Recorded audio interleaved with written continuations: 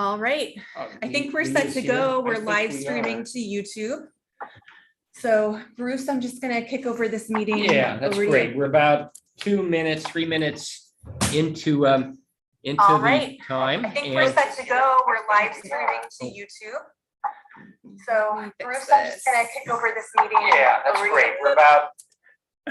There we are. Okay. Something always happens. So I know we have a few others who said they were going to be joining us, but I think we could get started. So I think everybody knows me. I'm Bruce Coleman, Economic Development Manager with the city. I don't know if the picture, oh yeah, there it is on. And as you already heard, we are recording this so that we can do minutes of the meeting. And I want to just welcome you to the first meeting of this Technical Advisory Committee for the 2023 Economic Development, Economic Opportunities Analysis for the City of Sherwood. So, and of course, we're really excited to hear your input into this process as we go through the program. So today, what we're going to be doing, and you've seen the agenda, we're going to be making introductions so we get to all know each other. We're going to be talking about the project overview and why we're doing this project and the scope of work and the schedule and how we're going to work with partner organizations and those kinds of things and where we are, and then the role of the TAC in this process. We're going to Jerry Johnson, who's our consultant on this, is going to be reviewing the economic trends data, which I think is very interesting, and then we're going to get into a discussion of the statement of community economic development objectives, which is important for this process. So I think we have more people just joining us. That's great. So I think I'm going to start off with doing introductions. And I thought the best way to do introductions would be to allow everyone to state their name, the name of their organization, maybe some kind of an interest or hobby, so that we get to know each other a little bit better. I think what I'll do is I'll start off with the staff, because we're going to be doing the background work along with Jerry for this project. And I think maybe I'll start with our city manager, Keith.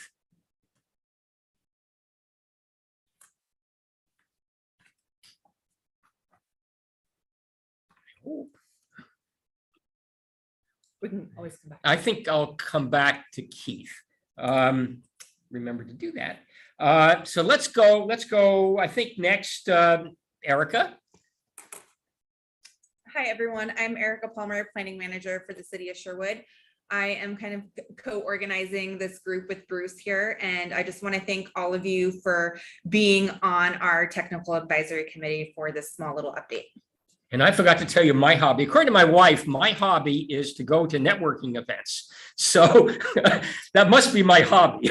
So anyway, so thanks, Erica. So maybe Jerry could go next. He's sort of staff. He's our advisor to staff in this process. So Jerry. Yeah. So I'm Jerry Johnson with Johnson Economics. We're working consultant to take them through the EOA process. I don't know if I really have any great hobby. I'm a terrible golfer, mediocre skier. I do things, but nothing very well. That's great, Jerry. Thanks. And let's see, I think we have Brad Crawford. Brad? Hello, everybody. Brad Crawford. I'm the IT director here at the city, oversee the IT department and the broadband utility. I guess hobbies. I love the outdoors, anything and everything. So that's great. And we'll go back. Maybe we'll see if Keith Campbell might be on.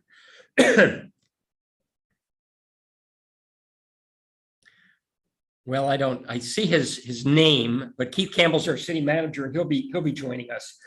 Excuse me. So how about Colleen?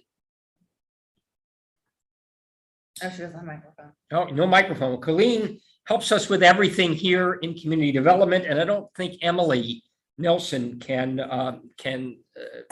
speak. I don't think she has a microphone, but Emily helps us with everything, and I just want to recognize them and thank them. So I think we've gotten all the staff.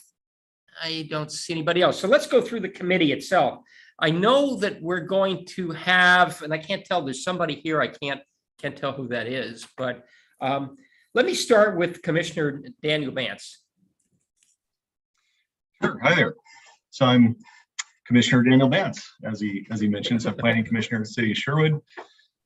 Professionally, I manage our credit risk analytics team for Umpqua Bank. So we're responsible for forecasting and estimating default and loss risk for our whole loan portfolio. So a lot of allowance estimates and stress testing and risk ratings and all that kind of stuff. So I got people that do a lot of that, a lot of data and forecasting and so forth. So just happy to be part of the crew here. Oh, hobby. Yeah, I have 4 small kids at home, so that's pretty much my life. Yeah. I get it. Yeah. It's a few years for me, but I understand. I remember those years. How about Lee from DLCD?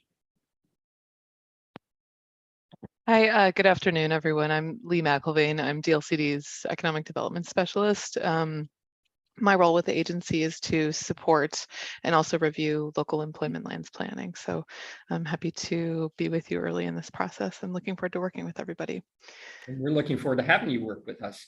Thanks. I was going to say with my hobby lately is trying to figure out what to do with all of my garden produce. So some very lucky and confused neighbors. How about we go to Brett next? Thanks, Bruce. Hi, everyone. Brett Marchant, Director of Data and Research at Greater Portland, Inc. Have about 20 years of variety of experience in economic development and community planning work. My hobby, I've lived most of my life in North Carolina, so maybe my hobby is smoking some good barbecue, North Carolina style, that I can't get out of here yet. So I knew you were going to say that. Hobby. And then we have Matt Craigie. Hi, good afternoon, everyone. Matt Craigie, Washington County's Economic Development Manager. Really excited to be part of this group. And actually, Bruce, I just say that my hobby is joining technical advisory committees from wonderful Washington County cities like Sherwood. So excited to be jumping on another one. It's a good hobby. Thanks. Yeah. We appreciate it. I think, is Adrian also on? And Adrian is here too.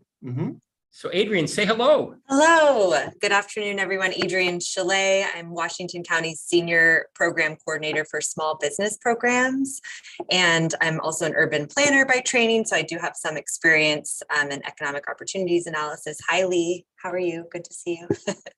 And I'm the alternate on this technical advisory committee for Matt, but I wanted to join today and learn and listen. So thank you and nice to meet everyone. And we're glad you did. So how about, let's see, who to miss? Colin. I don't want to miss Colin.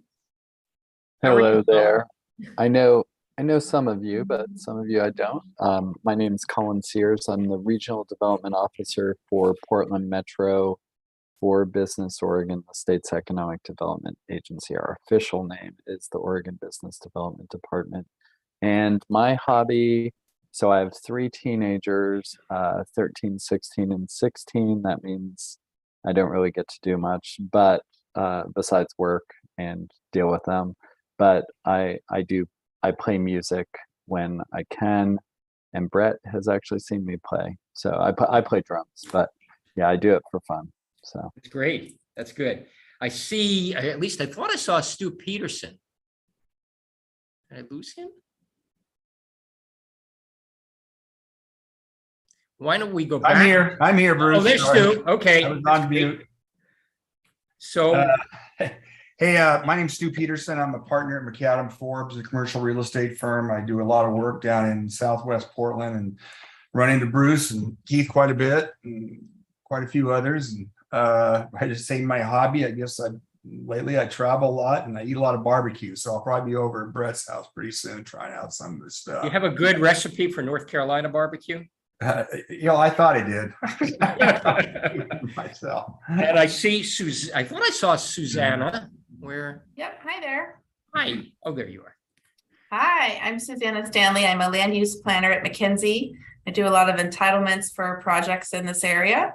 And I've been running into Bruce at some of those networking events, been going to a lot of those this year since COVID's open. You know, we're going to in-person events again.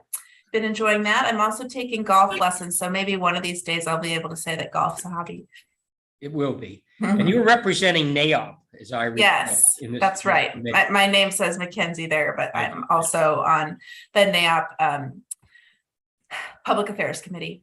And I think Keith Campbell was able, yeah, I see Keith Campbell was able to join us.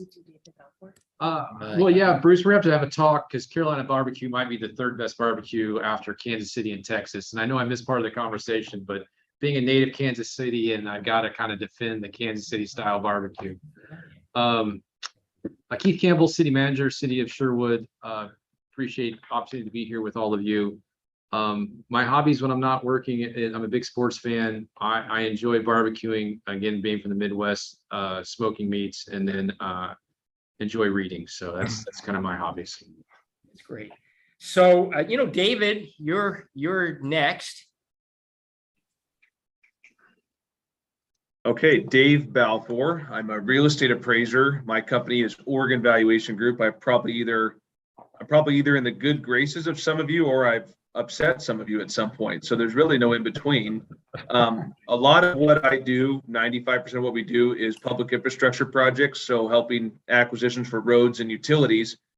And that's how I met Bruce and the rest of the team at Sherwood, doing work for some city acquisitions, the 12th Sherwood Road project, which is where I probably would have encountered people on this phone call, and other various city projects around the state of Oregon and Southwest Washington. So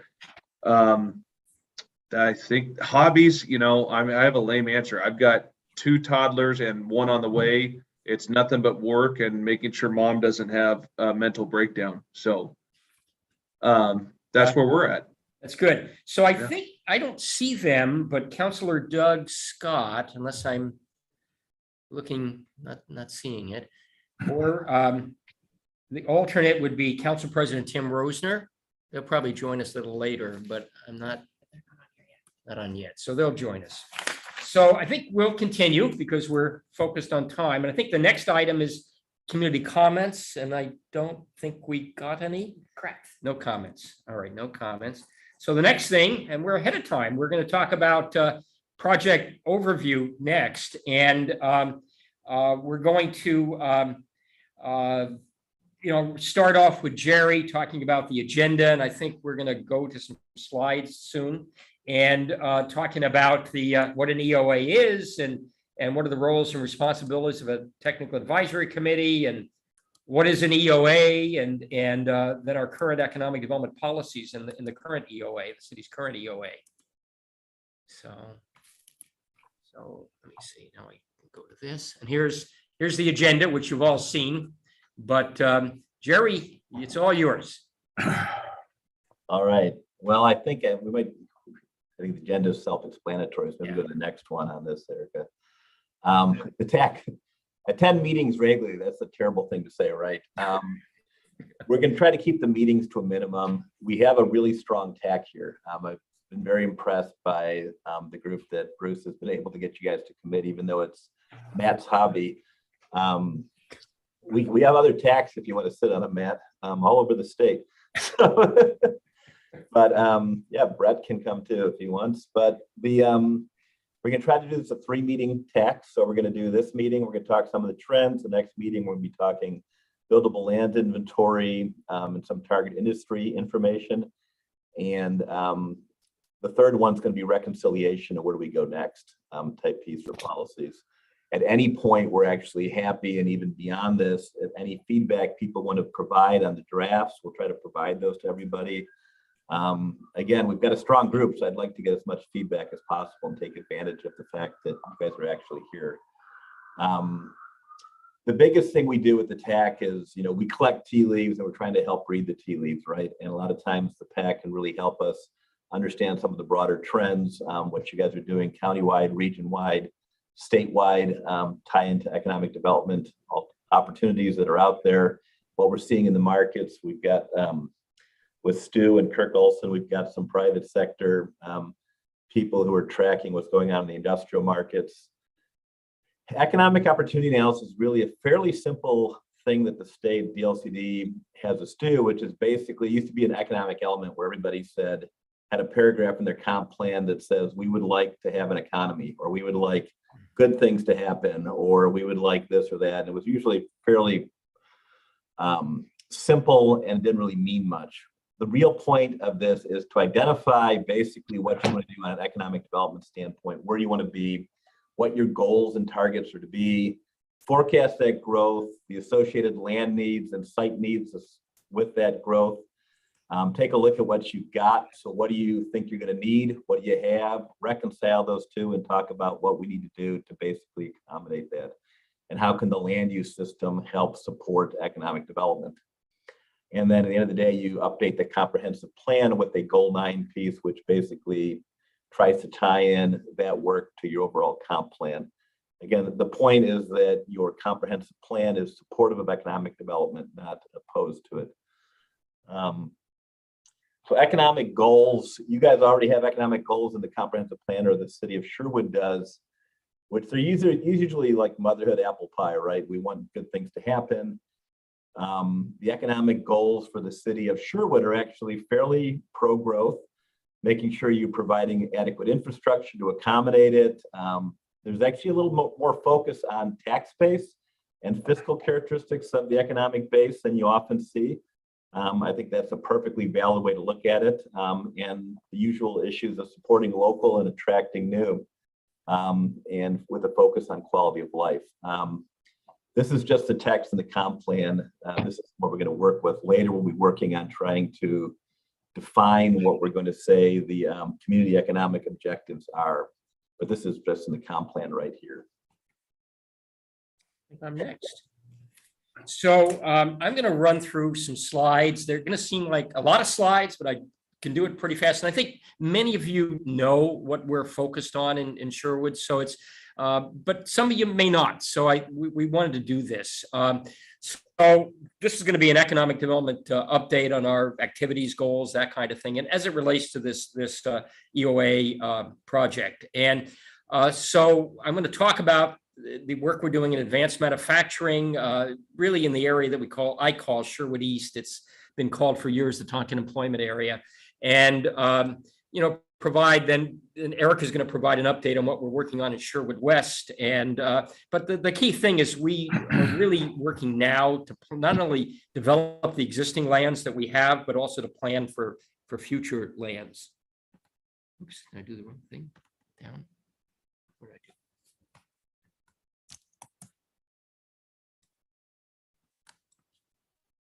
Okay. Are we there? Sorry. Yeah, no, that was good. I was ready. Okay. Yeah. Okay. So it's really clear to staff that economic development is one of the highest goals of the city council. Hear it not every day, but almost every day. And they really want a diversified economy and really more self-sustaining and more of a balance. And the comprehensive plan has goals relating to that, relating to higher wage jobs and expanded tax base, as Jerry indicated, which is going to be critical to provide good public services. And so I think everybody knows this, but economic development really, to me, relates to the creation of new wealth, in the community and higher quality jobs and new investment in the community and jobs. And I said before, the municipal tax base, I probably don't say that enough, but it all relates to the quality of life. And so we do want to attract more businesses and higher paying jobs and get a better jobs housing balance than we have at present. We do have a large percentage of our population that works outside of Sherwood, whether it's in Hillsborough or Portland or wherever. And so we really do need to create more diversity in our economic base from being primarily a residential community.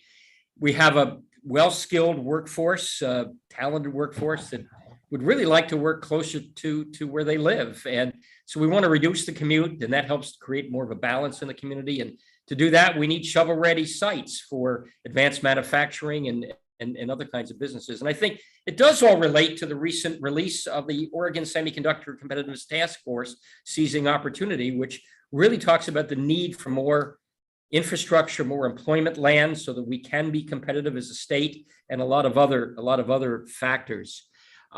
So we do, I think, a pretty good amount of work to facilitate economic development in Sherwood. As said before, we're focused on infrastructure construction. We created an urban renewal agency to do that pretty recently. Obviously, public safety is really important. We're really focused on trying to create more certainty for investors in this community. And then, what you do, you're our partners. everybody on this call or this Zoom meeting. And we're really working to grow traded sector companies and a skilled workforce here. And again, as I said, shovel-ready sites. And we really are focusing on marketing Sherwood not only regionally, but nationally and actually internationally. And we're focused on large and small companies, both traded sector and local sector. And I think we all know what that is. Traded sector, of course, sells their products in other states or countries. Local sector serves primarily the local area. But the traded sector brings in new money and the local companies keep the money here. So both are very important to us, but we do know there's a good revenue, there's a good benefit in terms of traded sector, in terms of a multiplier effect. So that's our focus, and that's really going to be the focus right now for this meeting. I think is really the traded sector. So what do? We work on existing business retention and expansion. I can't say enough thanks to Colin for his help in doing a pilot program here in Sherwood. New business attraction. We're very interested in helping to focus on an entrepreneurial ecosystem, so business creation. We're doing a pretty good amount of work with the Sherwood Schools CTE program now. So that's workforce and talent development. And we're very interested in placemaking also. Going to continue here. We have a large target industry list, mainly because we don't have to decide which trade shows we're going to go to like GPI does. But we're very open to all kinds of businesses, high technology, computers, semiconductors. We're starting to see that happen here. Advanced manufacturing, light manufacturing, clean tech, biosciences. R&D, of course, could be for a lot of different industry types, software. We have the beginnings of aerospace and robotics, certainly here in defense companies in Sherwood, and food products. The usual things, athletic wear, which is, of course, a Portland regional centric thing. But we're very interested in foreign direct investment and exports, companies that can export overseas. And so it's a pretty wide variety, and we're very open to lots of different companies. I'm going to talk next about what we're doing in the Tonkin employment area, which I just call Sherwood East because it's a little bit broader than Tonkin. This is a map which you cannot read, I'm sure, but it shows the kind of development that's occurred in the past in the eastern part of Sherwood along 12 and Sherwood Road, and now increasing along Oregon Street, if you know our geography, and the lands that we're currently working to develop in the east end of Sherwood, including some of the infill sites. So Tonkin employment area has long been planned as an industrial park site. I think before 2010, it was talked about. And it's an area bounded by 12 and Sherwood Road, 124th Oregon and Tonkin Road, if you can picture that geography, about 200 usable acres. And it's really, I think Stu would agree that it's prime industrial land in the I-5 corridor of Southwest Greater Portland. About 180 acres was annexed since 2019 by the city of Sherwood. So we're seeing strong demand by national and regional industrial park developers and companies coming here. And I really need to thank the work of Stu and Kirk Olson. Kirk couldn't join us from Trammell Crow today, but really appreciate that work and the work of our public sector partners. We're working very much on building an east-west road that's called Ice Age Drive through that industrial area. And I think the widening of 12 and Sherwood Road, which is ongoing, is a 5-lane widening or 5-lane total by the county, is really going to increase the demand in this area and the interest in this area. Keep going here.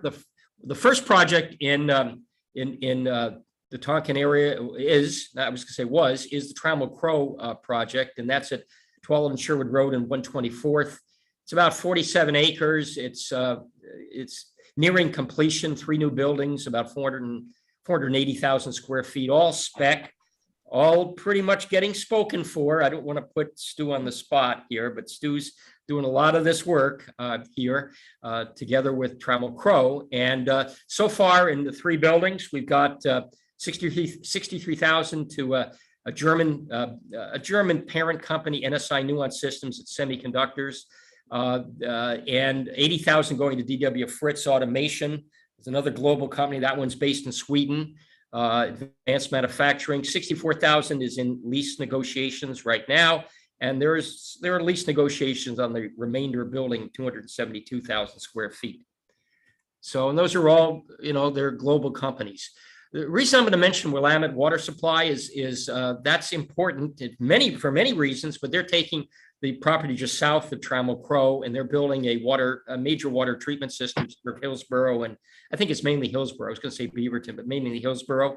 What's particularly important from Sherwood's point of view is that they're going to be building a major portion of Ice Age Drive, which is that east-west road that I talked about. So that's ongoing. Schnitzer Properties is very active in Sherwood. They bought just slightly below 60 acres on Southwest Oregon Street, one of the larger industrial sites under single ownership in this quadrant of Greater Portland.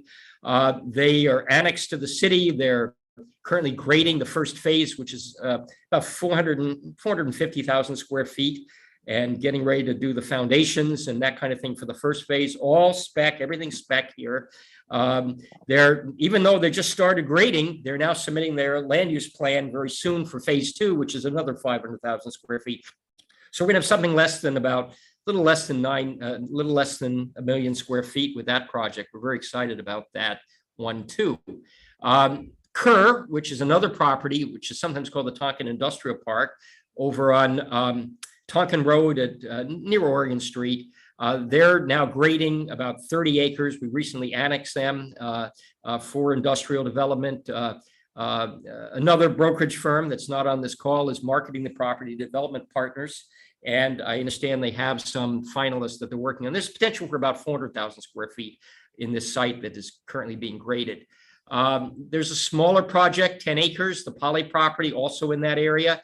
And that's going to be about 115,000 square feet. And thanks to the Planning Commission for approving all of these projects. So thank you, Commissioner. And that'll be incubation space, real small spaces, which we do have a need for here. Then after Ice Age Drive is completed over the next 3 or so years, we're going to be able to open up an interior area of the Tonkin employment area called Dalkey Lane. And I don't take many people down that road. It's a little bumpy at this stage, of being gentle. A lot of challenges to the property, as some of us know on this call. Smaller properties, multiple parcels, BPA lines or major overhead lines, lack of infrastructure, the typical challenges in this region, in Oregon in a lot of cases for industrial park development. But we're getting early inquiries about annexation and development from developers, and lands being made available for sale there. So as soon as Ice Age Drive is done, I think there's going to be folks knocking at the door. Across the street from Trammell, we've got the Seipel Industrial Park. I'm just mentioning that was, it wasn't really completed, but the shells were completed in winter of 21 approximately, and they were all sold or leased almost immediately. So the companies that are in there now are Lamb Research, our first Silicon Valley company, 45,000 square feet, about 300 employees in advanced manufacturing. Ironman America, which is an Australian-based company, is in there. Hardwood Industries and FedEx. There's no space left.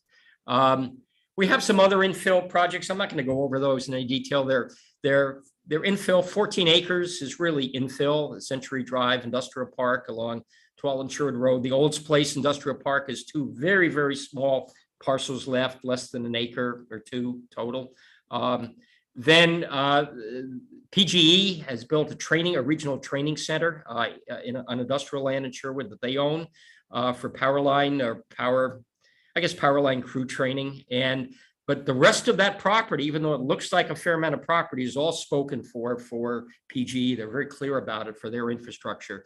Then we've got the Southwest Oregon Industrial Site. That's 6 acres. That's spoken for. That's going to a hearing Thursday for approval of that development. A Galbraith Industrial Park. I think this might be the last one. That's another infill site. We work closely with Tresky Precision Engineering, a great company in town that does work for SpaceX and some others. And Stu was involved in that transaction, and they're building a new 35,000 square foot building. And then there's one small parcel remaining that has some infrastructure issues, but I think they've submitted for land use application now to the city. I'm going to go into Sherwood West next. Hi, everyone. I'm just going to talk about Sherwood West. area here. So Sherwood West is an urban reserve on the west side of Sherwood, bounded to the south by Chapman, Highway 99, Ulrich Road, Roy Rogers, and Shoals Sherwood. It's about 1,200 acres and it's a little over 1,200 acres. The new Sherwood High School has been sited there and been constructed. It's one of the largest high schools in the state of Oregon, if you haven't seen it. It's a spectacular building and opportunity for high school students.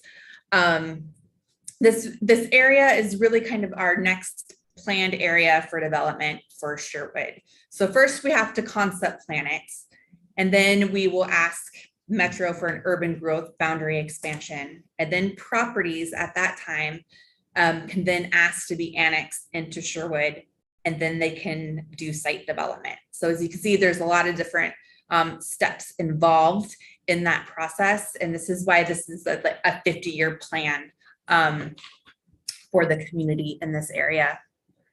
So we had a preliminary concept plan in 2016, which was accepted by the city council. And we decided in 2020, as we were updating our comp plan, that we should actually do a little refresh of this plan based on new council goals and policies around economic development. The 2016 plan was really driven a lot by residential development. In that plan, we didn't have a lot of mixed employment uses identified. There were some smaller commercial retail uses, but we really kind of wanted to diversify that land use concept plan for Sherwood West. And that's what we're doing right now. We started this process earlier this year, or actually late last year, and we expect to finish up early in 2023. We are actually going to be planning an open house for October this year. So as part of the Sherwood West relook, we went out and we did several stakeholder interviews with economic folks around the region. We spoke to industrial office park developers, commercial brokers, healthcare facilities, and wine reps throughout the region, because we're so close to wine country that we often hear, how do we incorporate wine as a gateway in Sherwood? And I think Sherwood West provides that kind of gateway to wine country opportunity for the community. We heard that the market right now for light industrial is very hot. When we're talking to developers, we learned that the demand right now could absorb several hundred acres in Sherwood West if it was shovel ready.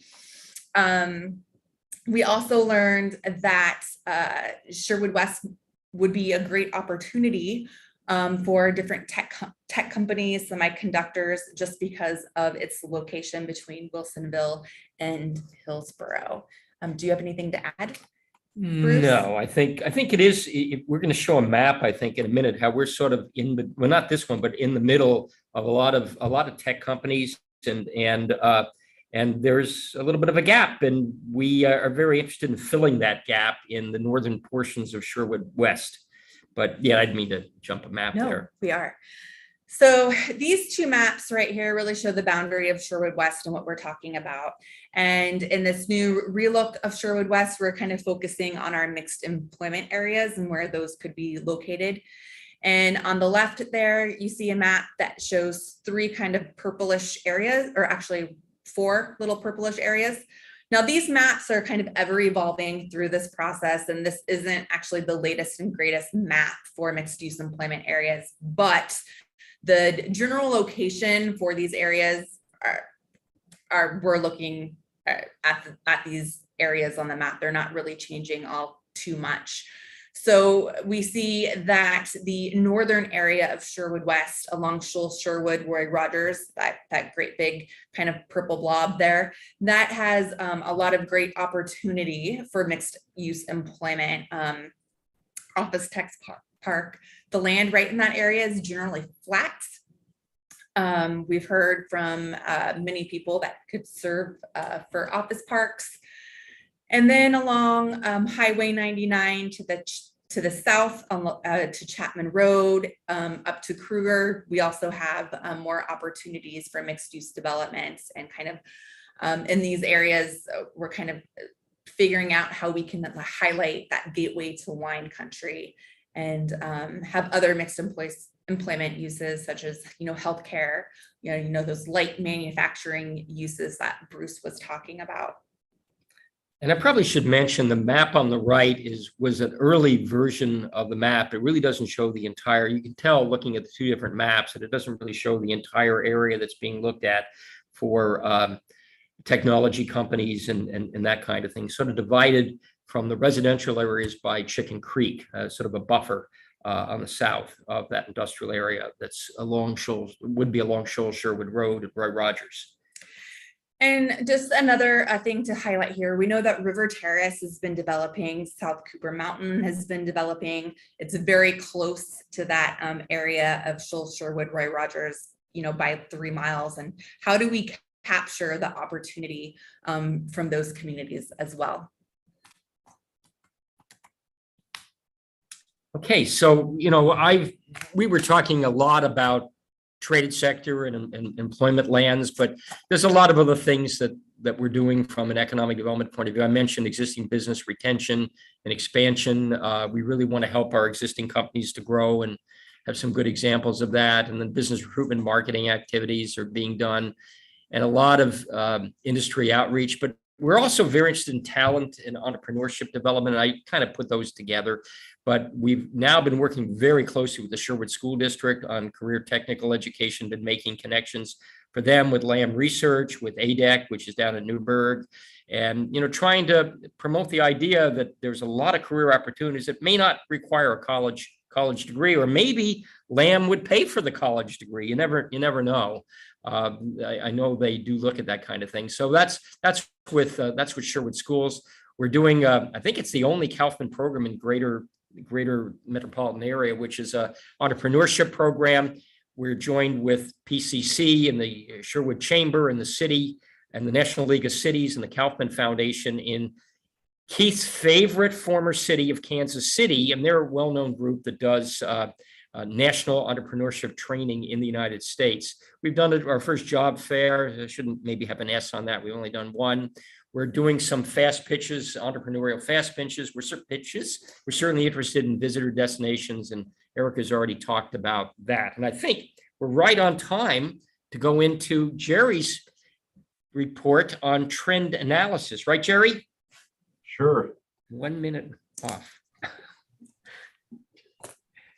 Sounds like Bruce is working himself out of a job as he's moving everything on the east side of town. He needs the west side just so he's got something to do.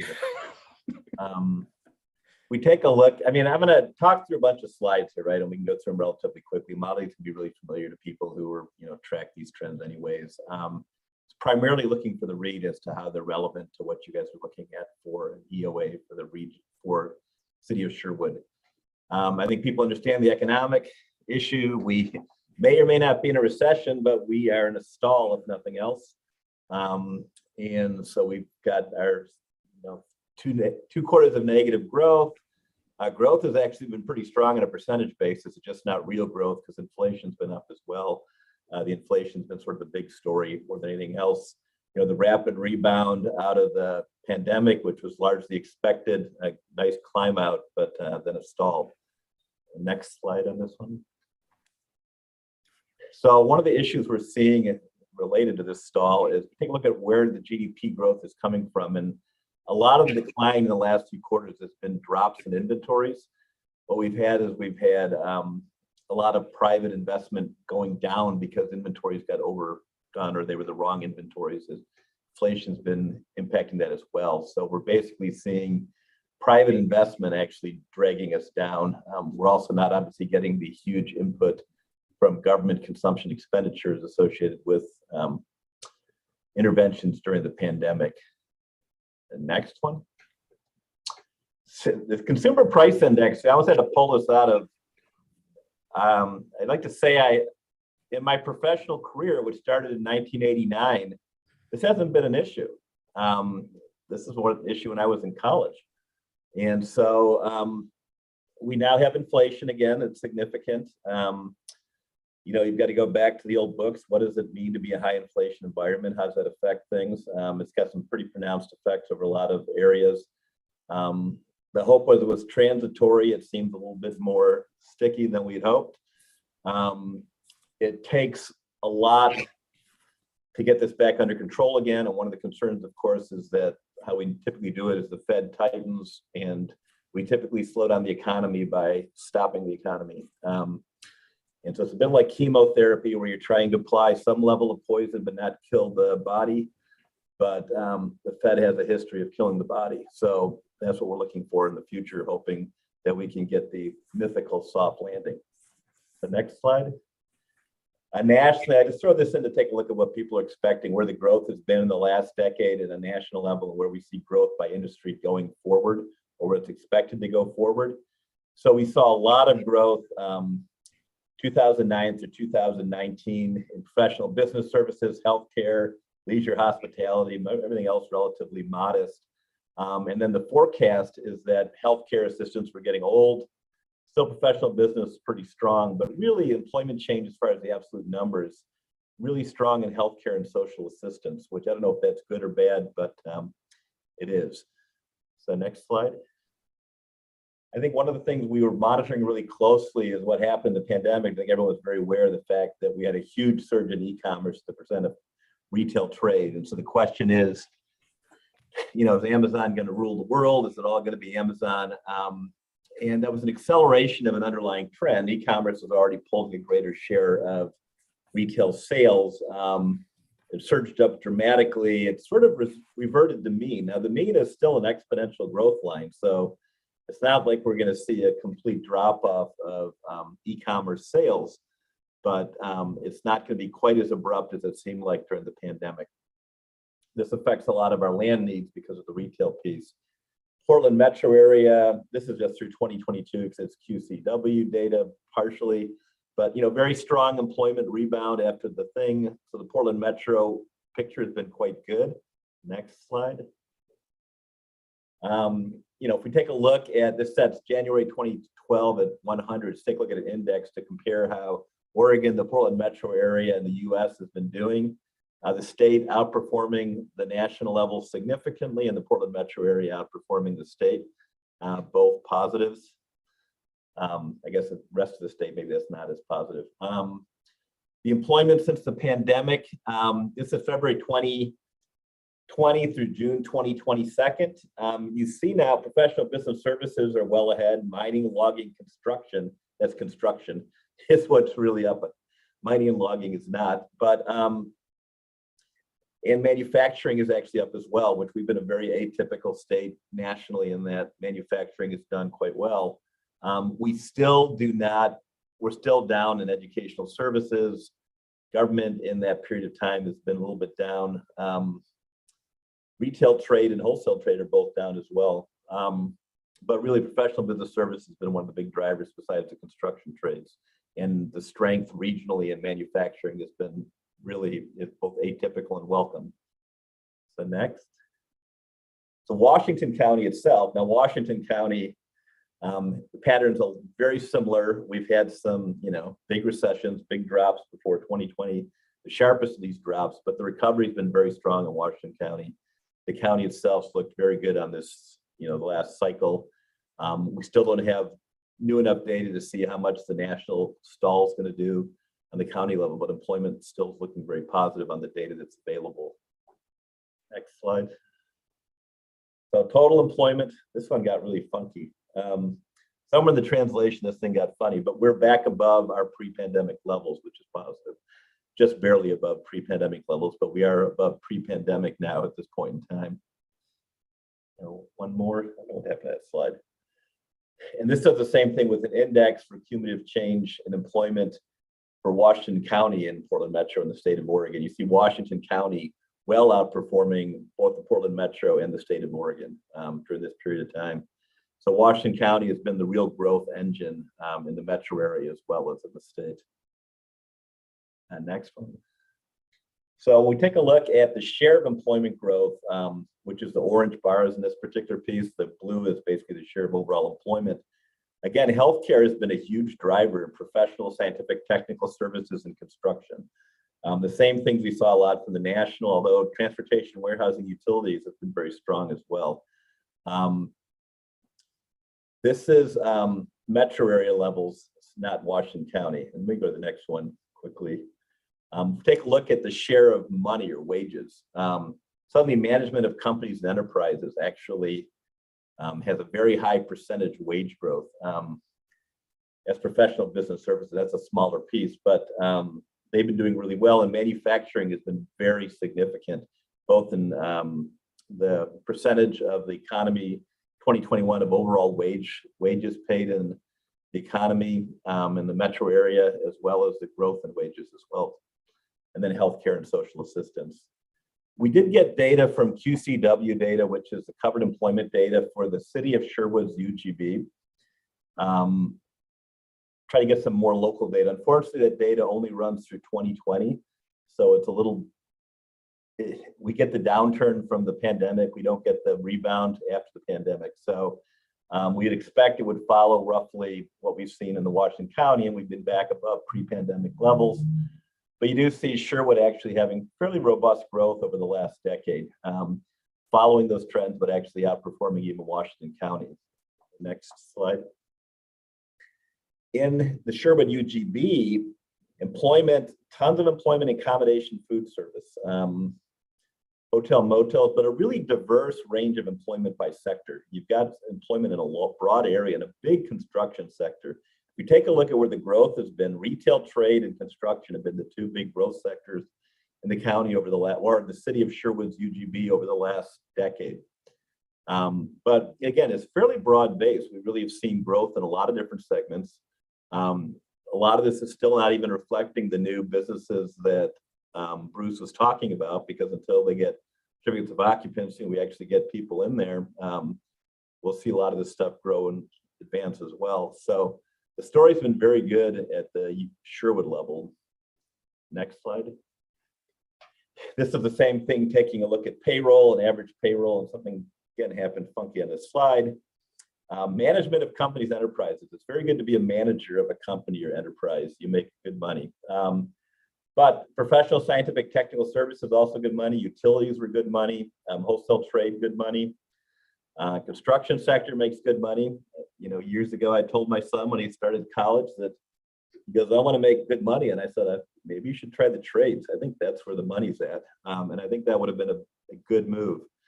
Total payroll by sector, construction really dominates. Construction's, for the city of Sherwood's UGB, construction has a big piece of the overall payroll.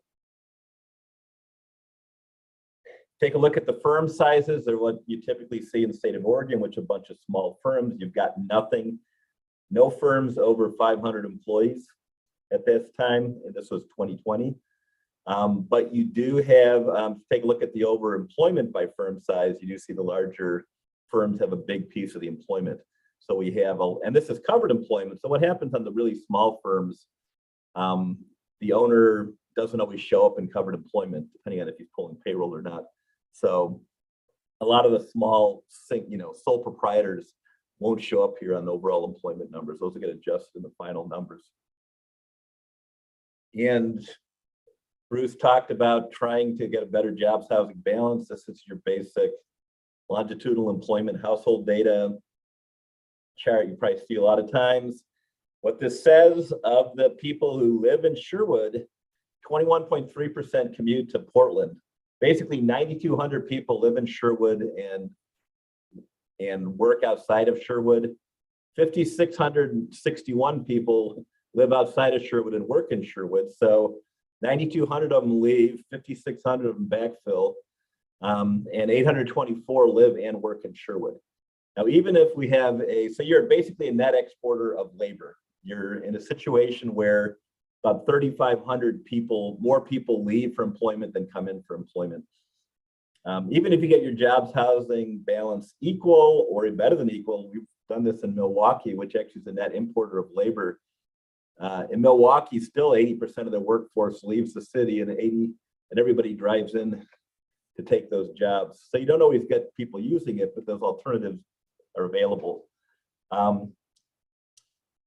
We'll be getting into target industries later. Bruce already laid out a target industry list that includes, I think, everything. So Bruce will take anything. You'll come in. Did you have dispensaries in there, Bruce? I don't know. Sorry, I still had you on mute. But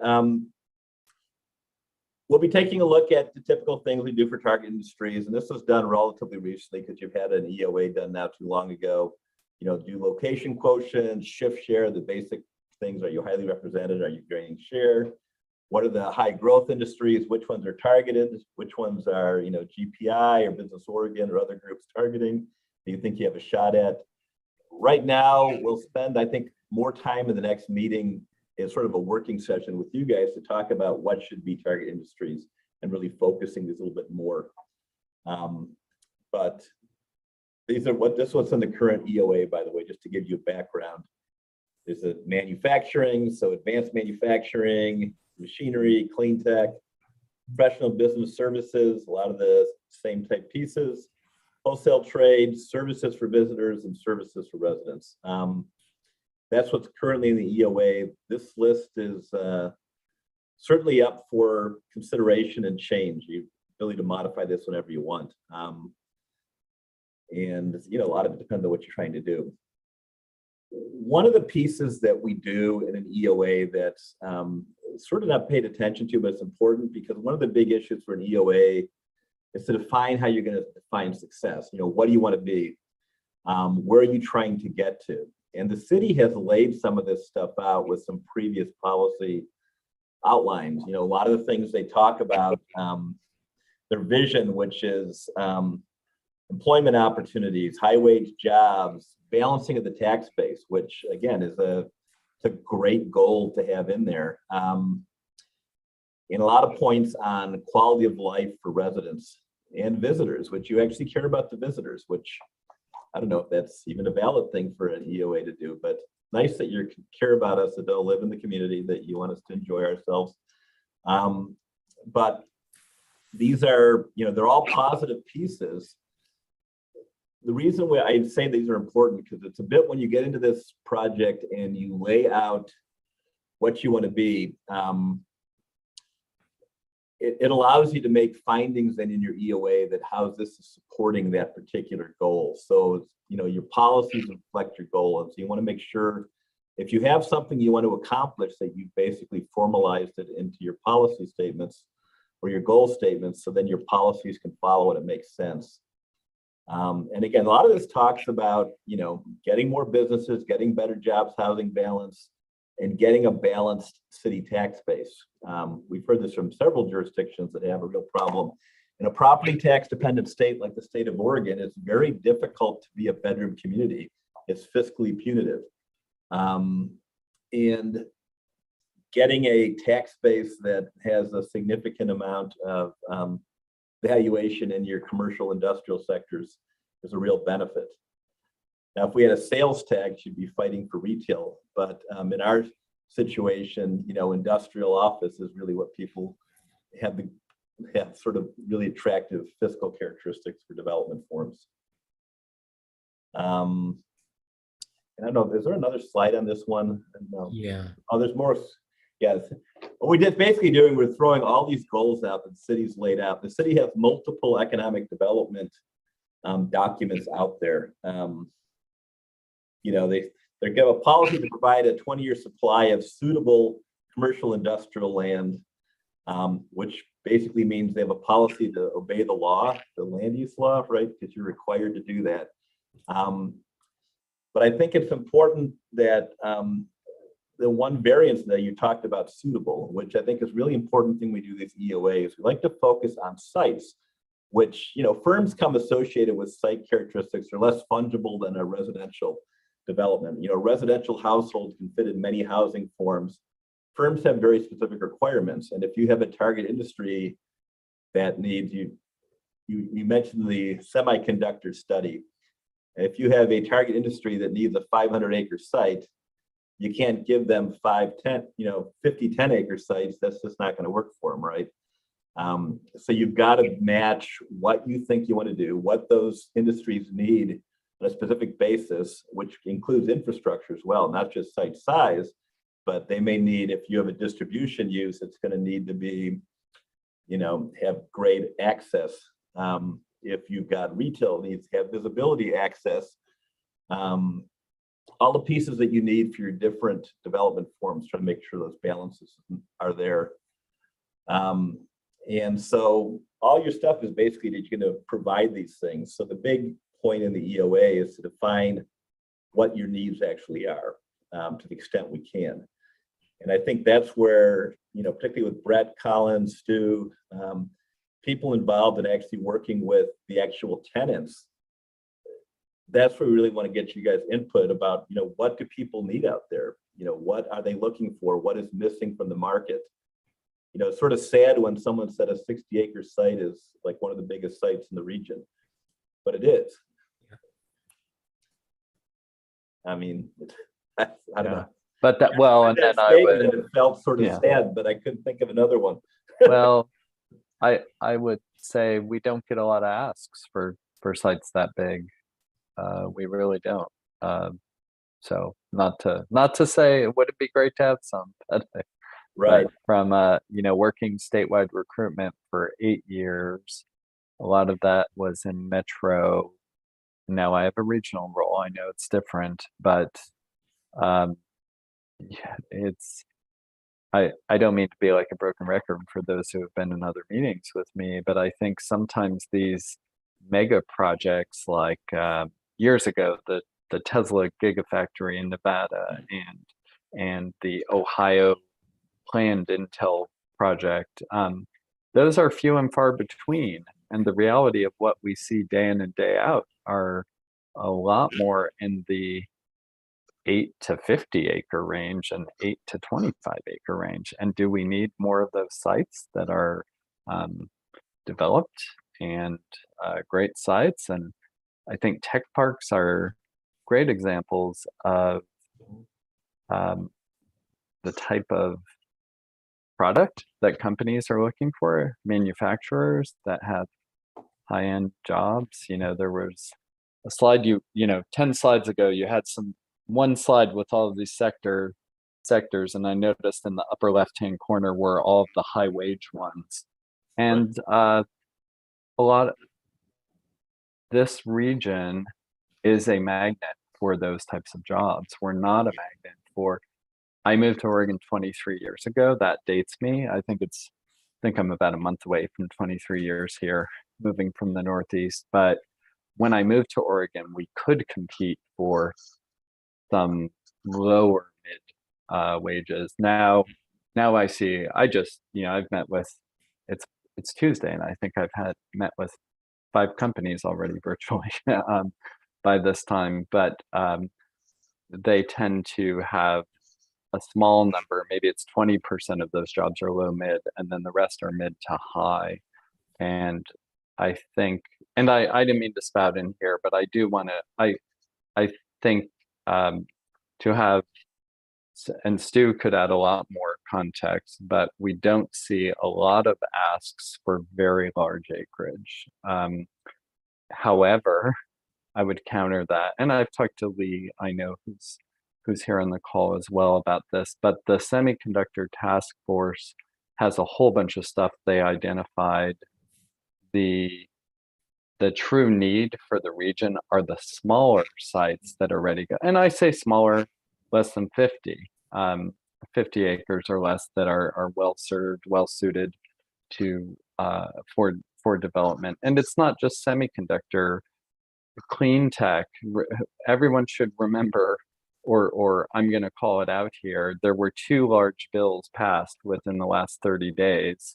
They both have a huge impact also on renewable energy and development of solar and wind and electric vehicles and the electric vehicle supply chain. So we're never going to be Detroit or Kentucky or what have you, but we could be a great place to build and design battery modules sites for electric vehicles, electric bikes, etc. So I'm sorry, I didn't mean to like take the airspace, but I did want to jump in on this large site thing because people scream about these large sites all the time, but what we really see as far as asks and wants, near-term wants, are, I would say it's this, 5 to 25 or 5 to 50, 8 to 50 acre sites, which, I would say 2/3 of the asks are for 25 or 30 acres or less. And I do mean developable. So I know wetlands, so I don't want to go there. But yes, I'll stop talking. That's all right. What do you see, Stu? Well, I got to echo what Colin said. There's so much that this semiconductor thing has got everybody a buzz, and we lost, I'm sorry we lost, but that Intel thing in Ohio has got everybody refocused supposedly at the high levels. But the reality is there's so much that goes into selecting one of those sites that's not just the size of the acreage. There's all kinds of other issues that are involved there. We have a critical mass here of employees in Washington County that accounts for a lot of where somebody like that wants to be. But there's also considerations of electrical, clean water, all things we have. Soils conditions are hugely important. Bruce and I heard a testimony about, I've always known that semiconductors load railroad tracks, for example, because of the vibration. But also just traffic on roads is another big deal. But the fact is, and I'll get around to proselytizing about this at some point, but a lot of these guys make decisions on available space.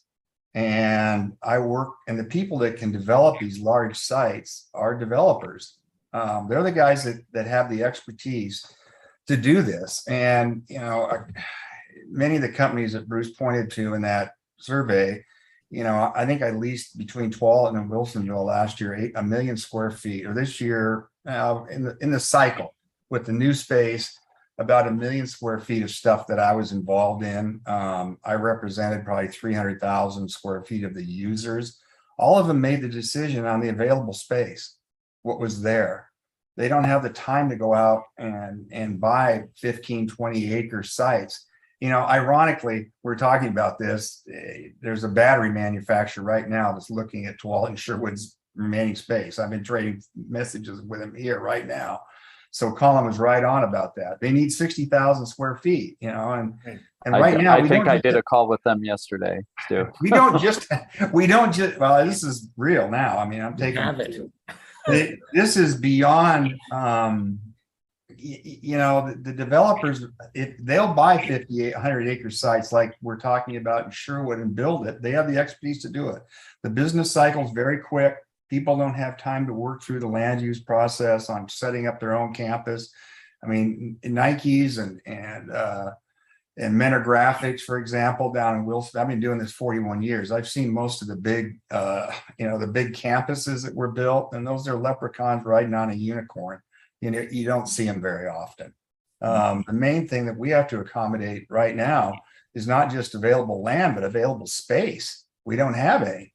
And, Metro zoned a lot of land down in South Washington County and North Clackamas County, but there's no services to it.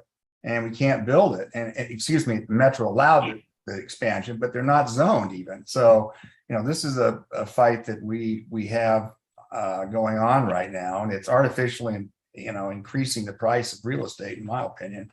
And it's causing a great deal of consternation amongst companies that are trying to expand. I can name 3 or 4 companies that have looked for sites this year in the Portland metro area, have gone down to Woodburn, Albany, Corvallis, looking for sites where they're welcome. Their businesses aren't, nobody likes warehouses. Everybody uses them, but nobody likes them. But they can't find the labor force down there. So it's a real issue. And like I say, it's not just the land sites, it's the space. But and the 15 to 25 to 50 acre pieces, those are the pieces that are in demand and can be developed by developers and will make room for not just And that's another thing too. Out of that 1 million square feet, I got to thinking about it. Only 90,000 of it actually came from somewhere else. All of it was companies that were here that it needed to expand. Enough said. That's great. I would add one comment, Stu, that was great information as well. I would add that there's a general economic development rule that I've heard for like 25 years since I first learned what economic development was. That is 80% of your job growth comes from your local existing companies, 20% comes from inbound investment. I did inbound investment for many, many years, where that was the focus of my job. Probably way too much. Not as many years as my son, my 16-year-old son is old now. But I think that shifted quite a bit to where I would say about 1 out of 10 projects seems to be an inbound investment in the metro region. And I've talked to other economic developers in other states. They seem to say that's kind of probably more right, spot on these days, to where and what you just said, statistically that matches up, right? 90,000 out of 1 million. So it's not that we shouldn't focus on great projects with new high wage recruitments. It's definitely part of the economic mix, but I do think focusing first and foremost on the companies that are here within the ecosystem. And I'm a economic geographer by training, so when I see the map of those various companies and where they are, I'd say, well, this is a good. I mean, Sherwood is a nice building upon point for those companies as they expand or consolidate, and maybe they develop a new R&D lab, and Right. Oh, Sherwood's perfect. I think geographically you're in a very excellent growth mode. Well, augmenting that is one of the reasons Sherwood, Tualatin, Wilsonville, Lake Oswego, Tigard, Beaverton, Hillsborough, they're nice communities. They're places people want to live. They can attract employees, obviously, with the base with Intel and Nike and all that. There's a great employment base. Whereas Northeast Portland out to Gresham, for example, is pretty much, and a lot of Clackamas too, is companies are out of town that are based elsewhere, and they have their warehouses out there. Rivergate's a prime example.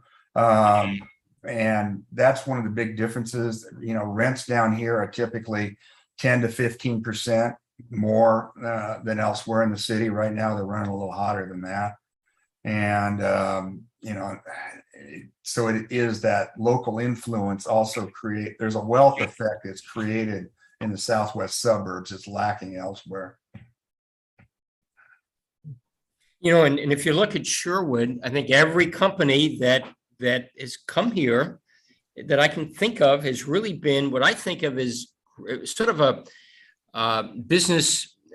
existing business retention and expansion from within Greater Portland, in a sense. I mean, to look at one company like NSI Nuance Systems, that's thanks to Stu's leasing work, is coming into Tualatin Sherwood Corporate Park in Sherwood. I mean, that was 13,000 square feet. They have a Portland address. I think they're really in the city of Tigard, but it has a Portland address, and 13,000 square feet. And now they're moving into 64,000 square feet. I mean, in theory, they could have left the metropolitan area. I don't know if they would have, but they could have if they couldn't expand someplace within the metro boundary. So that's the kind of thing we're seeing. The same thing with DW Fritz. It's staying in Wilsonville, and they're growing in their advanced manufacturing in Sherwood. That's the kind of thing we've been seeing over the last few years here.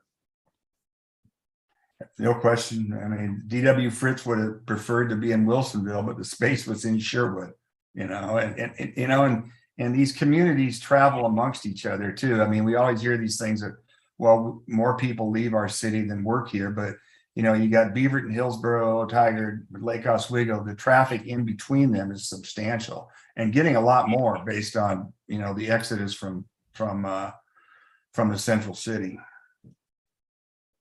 So Stu, you'd mentioned other factors. It isn't just size, and I didn't want to focus on size. but the infrastructure pieces, and you had a broader definition of infrastructure, which, included geotech, soil conditions, that kind of stuff. When you look at inventory out in Sherwood, what is sort of its strengths and its challenges for the next set of work if like West Sherwood came in? Well, I've done a great deal of thinking about that. So I can tell you that Ice Age Drive is a very critical road for the transportation network for what we have out there at our project with Jordan at Sherwood. It's not going to be in Sherwood West, this area that we're focusing on here for the growth is not going to be a distribution location. It's not going to be good for warehousing space. That's good and bad because, let's face it, warehousing space absorbs probably 70% right now of the industrial space that's built. I would say it's at least 70, maybe even 80% of the manufacturing is there, especially in this region, but it's not the major component of the absorption. So I think Sherwood is a manufacturing or assembly or an expansion for local businesses. They don't have to be on the freeway typically. They service the area around them. And one that comes to mind right away is Gensco. I don't know, Colin, if you've heard from them, but they've been looking around here for 25 acres and they ended up down in Woodburn, and they just decided they couldn't get the workforce they needed down there. They wanted to be in this area. There's no 25-acre parcel available. In Southwest Portland, you can't find one.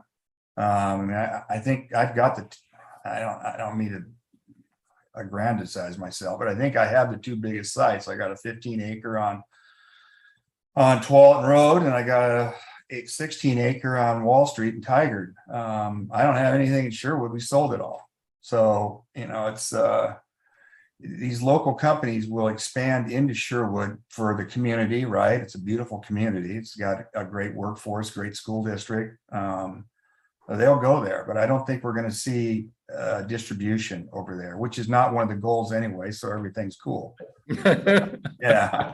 We've got the right focus here. There's no question about it. I'm not a big fan of targeting industries because, people are always asking, well, what's going on? What's going to happen next year? Well, I can't, my vision is 90 days. I always tell guys that. After that, you might as well flip a coin. Whoever saw what's happened over the last 3 years? If you told somebody in 2018 that the crime rate in Portland was going to go up 40% and we were going to have 40% of the office space vacant, which is what I'm hearing right now. Nobody ever said that. I don't think anybody would have predicted that. In 2008, 2019, they wouldn't have. So these changes happen so fast. So I'm not a big fan of, target zoning. The more receptive it is to whatever industries that show up out there, the better. You can't mix uses. I don't like to see gymnasiums in industrial areas for sure. But, the broader base of zoning is, the more, what do you want to say? The less of a barrier it is to expansion of local companies. And I think we wouldn't have guessed. If it weren't for the call about the last Friday in June of a year ago from McKinsey about Lamb research, and of course we couldn't talk about that at all until we got authorization some months later from the company. But we never guessed that we would have an opportunity for Lamb research to produce 300 jobs in the first semiconductor facility. I think Lamb is what the economist said, they're one of the fourth largest semiconductor suppliers in the world. And that was very exciting for us. And we worked hard with McKinsey and all our partners to encourage that. But that was an expansion of an existing company within the area. And that goes exactly to my point. Yeah. They went into a warehouse building. They put a semiconductor fab plant in a warehouse building because it was there. You see, that's my point. It was there. It was all they had. If somebody told them, you've got to go build a building and it's going to take 18, they'd have said, you're right. They'd have moved down to Silicon Valley or something. They can't wait for that long. These decisions, it took them forever to get that thing up and going. I think it was 7 to 8 months from the time they signed the lease to actually turning the key. So, but they went into a warehouse space, which, and they've looked around for parking ever since, right? Because there's no parking there. So, I mean, that goes exactly to my point that it's the dearth of space is as big a problem right now as the dearth of land, and they go hand in hand. I'm well aware of that fact, but that's a great example of exactly what I'm talking about. I mean, they're right next to a FedEx distribution facility, and a guy selling four-wheel drive parts, and another guy distributing lumber. I mean, it's not an it's not a campus, guys. I mean, it's the space was there. Anybody else have comments about this or questions about any of the stuff we've talked about so far before we get into next items? Yeah, I don't know when the right time to ask about this or talk about this is, but can you remind me, does the city have a buildable lands inventory? Or is that part of this process to come up with what are the available sites or potentially available sites and what needs to happen to all of them to get us where we need to go for development? That is coming up at the next meeting, and that's actually going to be where we really hope to use all the input. Everybody between this group, my guess is we've seen all these sites. This is the issue. When we get down to the last 10% of the sites in the metro area, there's a reason a lot of those are still there. And it's good to go through site by site, see what we've got, and people comment on this inventory and what they know about it. And see if we've got everything, if we're counting something we shouldn't be counting, if we're missing a key infrastructure or geotech thing or some other issue that we should know about on each one of these sites. Yeah, and I think that's what I was trying to do, and maybe I didn't do a good job of it in the presentation on the various sites, but frankly, most of it is either spoken for because we're doing applications and land use applications now, or they are really challenging sites, and there's a reason why they haven't developed because they're multiple parcels, they lack Ice Age Drive, which we are focused on building as an east-west road, or they're scab lands, or they're just smaller parcels that have so much burden on them to create infrastructure by themselves that they can't make it work. And that seems to be a fairly big issue. I've only been in the Portland area for 3 years, but I've been trying to listen and learn, and that seems to be a big issue in this region. It's why companies are going beyond the metro boundary in some ways. At least that's as far as I can understand it. So, I think as we do this BLI, building lands inventory, I think we're going to look again at the sites that we have and realize that we need to create more spaces and more sites soon as we can.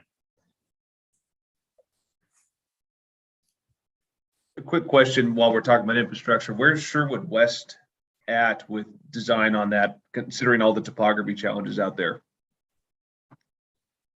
Well, I can maybe start and Sure. you help me as always. And, the areas that we're talking about as employment areas, industrial employment areas, particularly in the northern part, which is Shoal Sherwood Road, between Roy Rogers and Elwert, in that area, generally, if you can picture that area, that's the area that I've been using the word targeting as for tech companies and maybe a total of something up there over 200 acres, which will need to be in the hands of developers and will need to be developed over a period of time so that these 5 to 25 acre sites can be created. Spaces can be created up in that area. So what's the time frame for that? Well, I mean, we got to first get the concept plan finished, which we're getting closer to, actually pretty close from everything I can tell. It's been going through a lengthy involvement process. And we've got to then do the master planning work for the infrastructure out there and some amendments to the comprehensive plan. But I'm hoping that we start getting some developer interest in that area, sooner versus later, so that we can be working with industrial park developers to try to help us figure out some of the infrastructure on a practical basis and not just leave it to the city only to have to do that. It's very often best to have a partnership with to get that type of thing to happen. So we're looking for those partnerships. So anyway, I don't know if I've answered that question sufficiently. I don't have anything to add. No, I think, yeah, that's what I was looking for. And I think that's going to help. Seems like a lot of the roadblocks come once that gets laid out, and then maybe some strategic design to move roads or move lines so that certain parcels can absorb them. I can't tell you how many calls gets set and 4 years later down the road becomes a problem. Right, exactly. So anyway, other questions or comments? Yeah, I want to go back to Susanna's comment about the industrial lands inventory. It's awfully, there's not much. I mean, it could an hour with Bruce. I mean, we went over all the sites, I think a couple of weeks ago, right, Bruce? I mean, and it was, there's nothing there. I mean, they're really, after Kerr sells his piece, there's nothing of any significance, barely even local, let alone regional. Yeah, I'm excited when I have a 6-acre piece. I mean, I can't believe I'm saying that. We have a 6-acre infill piece that is going to the hearings officer Thursday for development on Oregon Street. And I mean, I got to be sort of happy with that now, but we recognize that we need to be in a position as a city, if we're going to have a diversified economy and jobs and the tax base, that we need to work to create. I'm not saying 500-acre sites that, maybe an Intel would want or something of that sort, but properties that are large enough that we can accommodate the kind of development we see in Greater Portland, which is 8 to 50-acre sites within those larger industrially zoned areas. So, it's exciting that we have some 6-acre properties, because there are companies that really want them, but it's not going to be enough with all the demand that we're seeing. Well, I think one of the nice things you've got in Sherwood, we do these around the state. Sherwood's got the demand, supply's our problem, right? We're working in little towns like Baker City, demand's the problem. They have a lot of land, nobody wants to be there, right? You guys have, if you had inventory, you've got buyers. You've got a market to move stuff. So the question is just trying to figure out what do we need to get some more inventory on the shelves here? So Sherwood West, I'm looking at the maps that you've prepared. So is there a future zoning or future comp plan map or anything that we could point to? I mean, I know lots of people who would be excited for future industrial land if it's not available now, but like what, you talked about the high tech demand at the northern portion, but do we know what's going to even be zoned for industrial development? Yeah. Yeah, so right now we're kind of looking at the zoning, like our employment industrial zoning district that we have in our Tonkin employment area that really allows the flexibility of uses for Sherwood West. Now, when the concept plan is said and done and we start annexing in properties, we're probably going to take a closer look at that EI zone to see what makes sense in that area, and maybe we even broaden it a bit more. So there's some added flexibility in there. Erica, isn't that partly dependent on this update? Kind of the purpose of this update is to understand what the opportunities are that are out there, and we can make decisions about zoning as a city and figure out how to do that. Right. Yep. Yeah. And I think what we're seeing is that, and I'm just going to say the current EOA doesn't really, in my opinion, reflect the market reality here and the kind of demand that there is. And it is not really reflective of what the council is looking for. The council has made it very clear that they're looking to expand the economic base of this community and not be so dependent on a residential land base. And you want the housing, and you want a mix of housing, and we'll see more housing in Sherwood, but we do need to have some kind of a better balance than we have had in the past. And we're using up pretty quickly the sort of the balance or the industrial lands that we do have that are viable lands. And so we do need to be planning for where we're going to be going next. And it's not really job preservation for me. It's really protecting the future of the city. So anyway, that's how I look at it. Well, one comment you made on slide 55 was kind of red flag had me interested. You said we're projecting a budget shortfall as a city without this kind of development. Is that an actual projection for the city, or are we just saying that's a hypothetical? I don't know. That was, I don't know where that information came from. It was in the comprehensive plan. So I don't know what analysis was done of that, but I do know, having worked in a lot of bedroom communities in another state to the south of us, which never goes named in this state, that you cannot be a bedroom community and have a sufficient longer-term tax base for a community without having a better balance. I mean, you want housing, you need housing, but you also need, from a property tax base, you need a stronger fiscal basis for a community than, I'm not saying, I mean, that was a statement that was actually, I found in the comprehensive plan economic development issues statement. And so that's where I got that statement from. But what the basis, I didn't work on the comprehensive plan, so I don't know where that came from originally. You're calling me out as we worked on the comp plan. No, I know, but I mean, I don't know the whole story of it. When I got here, the I remember that came to I bet Jerry knows a lot of, Jerry, what is the typical, I mean, I know Wilsonville for years had more jobs than people. Tualatin has always had a huge business, industrial office base that contributed to their tax base. And one of the, I've always heard politicians say for years that, the businesses supply more income than the demands they place on the city's services.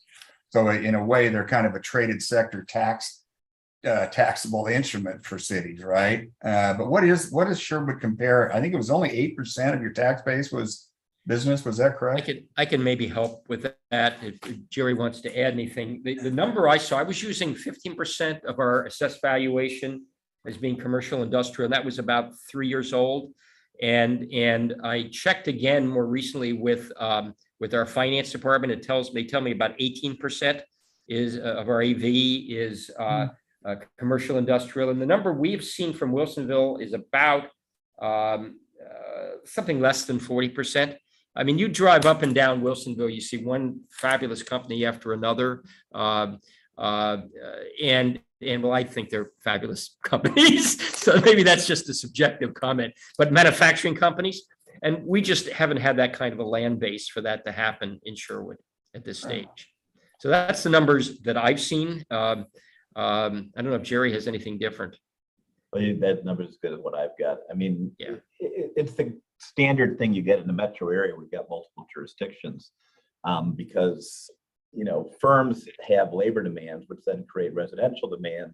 Mm-hmm. And you got to accommodate the residential, right? But the fiscal profile of the commercial industrial is more positive than the residential. Now, if it's all in the same community, if you're a standalone community and, Camas is getting close to, not Camas, well, Camas actually probably is too, can be, but if you get somewhat of a balance, then you're somewhat isolated, that works pretty well. But if I can take my fiscally positive industrial and then house them all in a neighboring jurisdiction, that's a great fiscal strategy. I want to be the city of industry, right? In the state that can't be named. I mean, that goes to the city of industry in the state that cannot be named off the 60 freeway. That's a real exception where the entire city is industrial and there's 5 people living. I'm kidding. It's probably 8 people living there.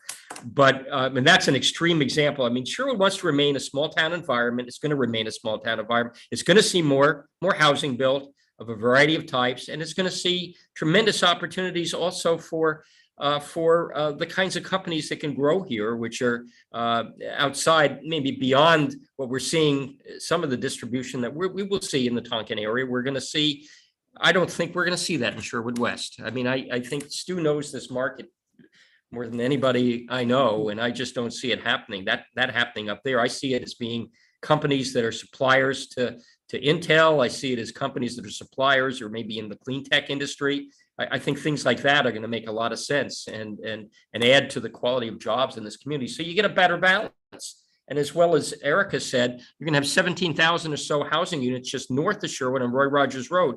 That's a reverse commute opportunity nearby into a I call it a tech park, but a commerce park in Sherwood West. So I don't know if these answer some of the questions or not.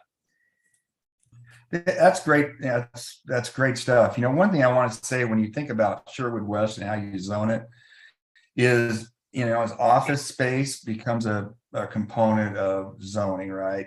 Commercial. You know, the reality of office as a factor in our lifetimes is going to diminish. We're on a conference call here, right? We're not meeting at some conference room or a way center, and you know, there hasn't been a suburban office building of any component built in the Southwest I-5 corridor since the bar building, and that was 15 years ago. And the suburbs aren't near as bad as Portland. You may have seen the other day where the mayor brought up the idea of converting some of the office buildings to apartments, and which he was flogged for. But you know, the reality is it's going to happen. You know, the commute, the way people do business has become so much more remote oriented, and you know that I think office has a very tough future. You know, I said I can't predict everything. Something could change, but I could tell you nobody's going to build an office building for the next 10 years. I mean, that's pretty much I'd say that's a universal sentiment amongst my profession. I belong to the SIOR group, and we've talked about it. And even the office guys downtown are, you know, we've got basically right now, they probably have 5 years of inventory coming on the market at historical absorption standards. And it's not likely we're going to keep those historical absorption standards up, given the change in the way people live. And so it's something I want to bring up. I wouldn't zone a lot. There's a lot more tax base that's probably going to come out of the industrial component that you zone than there is out of the office component. Yeah, I would add to that. I've talked to companies who would have maybe taken 30,000 square feet for manufacturing, and they would have built out 5,000 square foot of office, or 3,000, you know, 5 years ago. Now they're saying, yeah, 1,500, because we're going to have people just in a few days a week, you know, the administrative staff, and they're going to be working remote, you know, 2/3 of the time or 3/4. So I live it every day. Yeah. I mean, yeah, I think, is everybody on this remote, or it looks like Bruce might be at City. I'm at the city, as is Erica. I'm in my office, but I can look out the windows and see all the empty buildings. Yeah, I'm also in my office at the bank. Okay. Yeah. Well, so I was in the office yesterday, and I will be tomorrow, and I really love it because I can't hear my kids all day. And I get to talk to my other adult friends. But it takes out, you know, an hour and a half of productivity of my day to drive there. So I feel it. Yeah. And I would say that I do see a couple of office projects for like end user, like not spec office. Obviously, there's a couple of examples. So if you're recruiting some of those, I think there's occasional examples all over the country that I call they're more showcase projects. There was a new one announced yesterday or the day before in Northwest Portland. It's we're gonna see those, but I agree 100% with Stu and what he's hearing, and there's going to be some stuff here and there, of course, because there's a brand that has to have a physical location for their, you know, press releases or this or that. But overall, the office market all over the world, from people I talk to, you know, talk to a bunch of people in Europe and Asia as well, and people are working from home quite a bit. So it really is shifting. So yeah. So, and I guess go ahead. No, I was just going to add one comment about the traded sector. The reason at Business Oregon that we focus on traded sectors, it's worth just calling out for 1 minute, is because those are high wage, high value jobs that bring a lot of outside money into the Oregon economy. And to Stu's comment, and then maybe to what Bruce was saying, I think some type of happy medium where you aren't closing yourself to one particular focusing only on 1 or 2 or 3 industries. And I know this region did it with the solar manufacturing industry in the late aughts, where we were, oh my God, we're going to go big on solar and we're going to have 10,000 solar manufacturing jobs. And yeah, that didn't happen. Right now, there's like 8 jobs here in that sector. That didn't work. But I do think I like what I've seen in some other communities in the region and around the country and around the world, where they focus on certain types of jobs and types of development. So it offers a variety of options within, it could be clean tech, it could be high tech, it could be advanced metals manufacturing, it could be biotech, it could be R&D. So you develop the types of spaces that they can morph over the years, over the 90-day cycles, as Stu was, rightfully calling out. And we're all seeing weird signs in the economy. I'm seeing a ton of growth in food right now all around the region. And yeah, that maybe it wasn't called out, but there can be some very high value food jobs, food processing jobs. But the point I'm making is, we have programs at Business Oregon. I don't want to lose sight of those that could play a role as we go forward the next 2 meetings on infrastructure and then business support for traded sector growth. And I just want to maybe put that like as a parking lot issue, but I want to make sure we call those out. And we do have a meeting, Business Oregon in the city of Sherwood tomorrow afternoon to talk about using potential utilization of our special public works fund to finance some infrastructure improvements. So I just wanted to call out, kind of everything in the kitchen sink approach is maybe a little too big.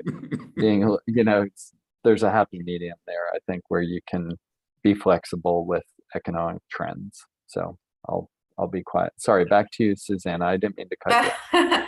Well, that's okay. No, this is reminding me of, I don't know if anyone's been, some of you I'm sure have been watching the Hillsborough Jackson East project, which was recently approved. Hopefully it won't be appealed. Well, it might be appealed. So let's talk in a few weeks. But they have some use restrictions in there. I know there's a lot of thought went into them, but I really have some questions about them still. So they're limiting warehouse and data centers, and I think it's building materials supply users. So like there's these 3 uses that they've decided that if this is all the land they're going to get for a while, they don't want it to be taken up by those, all be taken up by those users. So they have some pretty strict use like limits on the number of acres of site area that can be devoted to those uses, and they use gross acres instead of nets. Like I've got some questions, but it's a good point, Colin, that these things change over time. So what, and some of those restrictions, they've got like the lot size restrictions in another part of Hillsborough that I think it was a metro requirement, but like, well, that was 20 years ago. So what's the market like now? Does it still make sense to have the same limit? Like, how can we be flexible and allow for changes over time? So, I'm curious what Jerry's going to find and what we're going to find about what that, how limiting do we want to be to new, like Sherwood West, new land? Do we want to save it for that really great tech user?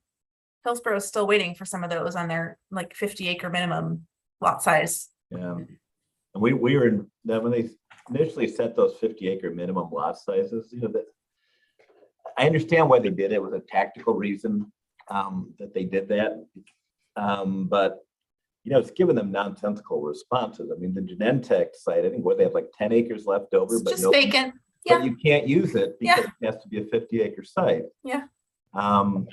But and much as Stu says, we don't know on the target industries, and Colin mentioned as well, that there's always this uncertainty going forward, and all these things don't change over time. And comp plans are 20-year document type things on forecasts, and the only thing we can guarantee you on a 20-year forecast is we're wrong, right? It's And so well, we don't know which way we're going to be wrong. That's the yeah, point. I would just add in, this is like maybe, I don't know, like I always like this idea of parking lot issues, but the data center issue is having worked statewide when, you know, a data center would select Pineville or the Dalles or Ontario or some of these more remote regions. It made a lot of sense to me, and I'm trying to be very professional and represent Business Oregon, but I think there's a struggle when you have a data center site that requires just as much power as a small semiconductor fab, and the fab would have employed, let's say, 80 workers at an average wage of 100 grand, and then this data center employs 8 workers at maybe an average wage of, you know, 125 grand. It's a struggle for the region. I'd say it's a parking lot issue, something that we could dive into more deeply, or maybe Jerry and his team or Lee did. It's one thing in Hillsborough to make that argument. It's in Umatilla, the chip manufacturer wasn't coming, so the Amazon. Yeah. Oh, yeah. No, I'm talking, but with relevant to Sherwood and the conversation here, and looking at, Stu had mentioned, I think it was Stu earlier, you know, talking about companies looking at Woodburn, Albany, some of these southern Willamette Valley, mid and southern Willamette Valley locations, and then they determined that they couldn't attract the workforce there. But Sherwood, certainly, Hillsborough, some of these other cities we've been talking about in Washington County, definitely could. And for me, this whole data center thing is a giant can of worms. I know, but Susan, you know, I don't. It's something we could explore a little more deeply, maybe at one of the next meetings. Is just what's a good. I think 80% of the types of projects that come forward as far as employment uses are probably great for most communities, or a really good fit. But I think there are a few that just are, they're going to suck up so much power, yet, and create so few jobs. Are they really a good fit? Most of them probably not, but occasionally there are good data centers that might. And I'm not saying that might be a good fit for a community. If Sherwood West has 200 acres, maybe if 15 acres had a small data center, there might be an advantage because just of traffic. Maybe you have a dense employer, next door, and you have a data center over tucked away in the corner. It could make sense. But I think overall, I understand why many metro communities are now becoming apprehensive and they don't get super excited about data centers anymore. So it seems to be what's going on. And I'm not telling you what you guys should like or want in your community, but they are pretty polarizing. Let's just say it that way. They're the only things that make warehouses look good. Warehouses are looking better now as far as employment density and wages now with the fulfillment. Absolutely. I agree so much with that. And I can't get the point across. It's just that people don't, I helped the city of Wilsonville out 5 years ago with this. They wanted to talk about employment density. I think I told you the story, Bruce. What was the predecessor, the last economic development guy at Wilsonville? We worked it out, and they wanted to have an incentive program for jobs and job density. And so somebody on the city council was talking about how awful the Columbia Distributing Facility was over in Canby, because long story short, Columbia Distributing wanted to be in Wilsonville, Tualatin, Sherwood, somewhere like that. Couldn't find the land, so they went to Canby. So we did this study for their incentive program. Microsoft didn't make it. Columbia Distributing fit right in. The job density, the wages, everything was there, and I thought that was so ironic. And they had to end up splitting their office component and their warehouse component because they couldn't find enough land to build them on at once. But warehouses are bad mouthed so much, and they do so many things that, everybody's seen the studies for Amazon, how many cars they take off the road. And I bet everybody on this call uses Amazon, many times a week, and they create a ton of living wage jobs, and they have good job densities at many of their facilities. Go out to Troutdale and look at that. I mean, it's pretty impressive. And not just Amazon, other fulfillment companies. Chewy, for example, has been, you've probably seen them, Colin. I mean, they've been bouncing around looking for a facility, and I'm not sure what their operation is like, but I wouldn't be surprised if they have a packaging thing with assembly line like a UPS or FedEx that also has great job density. So anyway, I just had to put those links in because you can't talk to anybody about warehouse like Hillsborough in that area out there. They're not allowing them. Tiger is considering right now saying no warehousing isn't allowed use unless it's grandfathered in. And I had a conversation with them today about this on a property I have over there. Well, what if you have the job density that your goals are job density, right? They say that. So what if a warehouse has the job density and the wage component? Well, we never thought of that. Well, there are jobs like that. So anyway, I want to get those licks in. So I'm curious I want to talk about scope of this a little bit, because I think this goes back to Susanna's question a little bit too. I mean, is this an analysis about the kinds of industries that Sherwood wants to target? Or is it we're looking at what overall demand for industrial is, and then Sherwood will frame itself around that?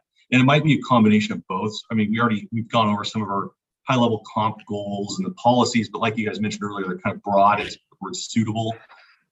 So maybe start there, and then just because I don't know that Sherwood is looking to target just that, got to get that 50 acre plus site or whatever, but I think it should start the other way. We're evaluating just kind of the broader piece. And something you mentioned earlier, Bruce, intrigued me, that the city council has thoughts on what this should look like in terms of scope as well. That's different from last time. And I agree this is outdated. It's time for an update. But I think that should factor in too. So can you speak to that a little bit, scope, and maybe what the council is envisioning from this as well, and then maybe next steps? By the way, who's writing this update? Who's actually doing that work? Curious. Jerry just raised his hand. I'm so glad he raised his hand. No, that was part of our agreement. Thank you. So Jerry can talk about the scope a little bit more, but I would say that we have certainly heard from members of the council. I have heard from members of the council a clear indication that we do need an EOA that is more reflective of what their goals are for the city, which is a very strong focus on economic development and a strong focus on light industrial or industrial and manufacturing development in the city. So the current EOA is not reflective of the council's goals. And so I've been calling this, and I've heard other cities call this more of an aspirational document based on the goals and objectives of the city council, not just on projections. But I'm not the expert on EOAs. I'm still fairly new to Oregon. So maybe Jerry can help walk us through that a little bit more. I mean, people talk about the aspirational. I mean, the reverse of this is the tautological nature of some of these ones, where you say, if I accommodate it, will it come? The verse is, if I don't accommodate it, it won't come. And so if I had zero land and zero capacity, I could say I'm going to have no growth, and I'd probably be right? Because I didn't let anything happen. You're actually in a position with your trends, if we just take the trend analysis and move this out forward, where there's a significant amount of potential for you guys to get additional employment uses. You're part of that broader West Side employment crescent, which has actually been very strong, that you can sort of change your mix over time as well. It just becomes a situation of what you want to be. And again, that's the point, is to identify what you want to be, what seems really to be a plausible scenario. Always talk about aspirational, but not delusional, right? You can't go to the point where you're just saying nonsensical things.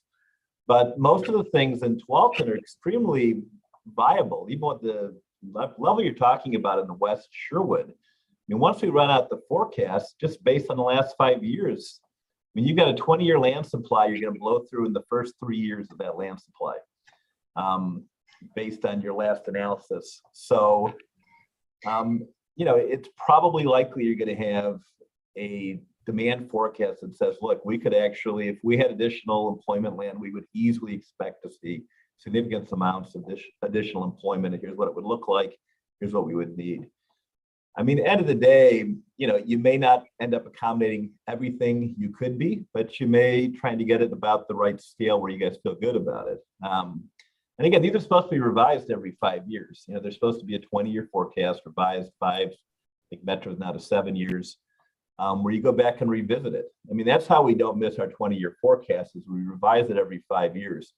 And so you sort of keep it rolling out there so you never hit that 20-year point. So you do this and you say, look, there's a really strong case and all sorts of reason, rationale why we'd expect to see additional employment growth. We could support additional employment land. If we had it, we could incorporate it and make good use of it. And so we're going to, you know, maybe we're asking Metro for additional employment lands, right? If that's what our ask ends up being. And then after 5 years, you know, how did it go? Did they get a constant plan? Did they get out there? Is the market responding well to it? Is the right sort of land?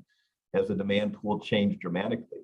I mean, that drop in office demand, I wish I could say I spotted that 5 years ago, but I didn't see that. But I think it's something we're going to be dealing with in a long time. You know, 5 years from now, we may have a completely different look at how we see industrial as well.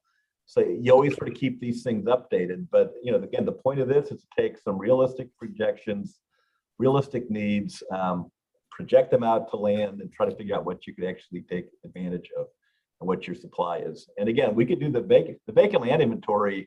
Yeah. We could probably just go site by site. There's not that many. It's not like yeah, Stu's got them on one hand probably. Yeah, I mean, yeah. Hey guys, I got to jump off the call. Hey, before everybody leaves, I want to set a date for the next meeting so I don't have to do the craziness that I went through last time. Do you like Wednesday afternoons, 2 to 4? What's your preference? And then we need to set a date. I prefer late afternoon. I got to get off though, Bruce. I'll talk to you. Okay. All right. Thanks. Bye. All right. Are we looking at early October for the next meeting, or the third week in September, or what are we thinking about that we need to do? I'm going to be away for the last week in September, a little bit more. What works for everybody? Anybody have a comment? What about what about the 21st? What about the afternoon of the 21st? I don't know. I'm just throwing it out. I'm sorry, I'm gonna have to nix that right off the bat if it's at the same time. Yeah, I can't do that one either. I think we probably have to go into October. Mhm. Yeah, okay, that's what I was October's good. So I could do the 4th or the 5th or the 6th from 2 to 4. I'm going to be away that week. I'm away that week too. Can you do another one of those planning? Of October the 10th. The way we scheduled this one, I liked, where you send something out, and we all kind of put in our times. Is that possible to do that again? We can do a doodle hole. Yeah. For sure. That worked pretty well. Because I like to understand next steps and kind of, you know, how many meetings overall and that kind of thing, which I think is your very last slide. Yeah, we didn't go over that. We had a really good conversation. So do we want to go over that? Does anybody have time to want to go over that? I've got 4 minutes. I have a meeting at 4, but okay. Just a high level. Jerry? Well, we can talk quick about this. Basically, we're trying to finish this process up by the end of the year, I think is the goal in this whole thing. So we'd be looking at a meeting in October and probably one, if there's the third one would probably be early December. So we can finish it up. And that's mainly to talk about policy actions and what to do about whatever our findings are. And again, I'm hoping the future meeting is going to be more like this one, where the best part is the interaction at the end, right? No one wants to hear me talk.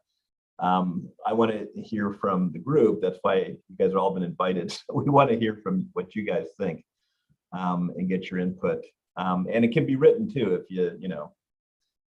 if people. Well, I assume at some point you're actually going to do a lot of the analysis done before, write it up, and we will read and provide feedback, or even before you write it, provide some methodology guidance as well. Is that part of this plan? Yeah, we'll write up the trends piece and the BLI, and then we'll start doing the forecast piece, and we'll talk about the BLI and forecast next time. And then it comes down to a policy as to, once we reconcile these, what does that mean? Are we doing policy with this group, or is that a planning commission, city council thing? There's usually there's recommendations from the EOA, but it's not formal policy for the city. Okay. You have indicated policy recommendations, but then the city can do what they want with them. Understood. Okay. I'm curious just about with the short timeline. I know that a lot of this work has been done recently and doesn't necessarily need to be updated, but what does the public engagement plan look like for such a quick runway? So our public engagement strategy, obviously, we're the technical advisory committee. All of our meetings are posted to the city's website. Anybody can stream or watch the meeting online and provide comments during the meeting. With any formal recommendations that come out of this group, that to update other documents such as the comp plan, we'll go through another public engagement strategy through the planning commission with work sessions, and then ultimately through the hearings process to change any additional documents. Thanks, that's helpful. So it's about 4 o'clock and we promised to end at that time. So unless anybody else says anything, I want to just thank everybody for spending some time with us this afternoon and helping us with this process. We really appreciate your help. Thank you. I wanted to say, and maybe I can just stay on and chat with you, Bruce. Yeah, sure. Yeah. Okay. We're good. Thanks. Thank you, everybody. Appreciate your time. Thank you.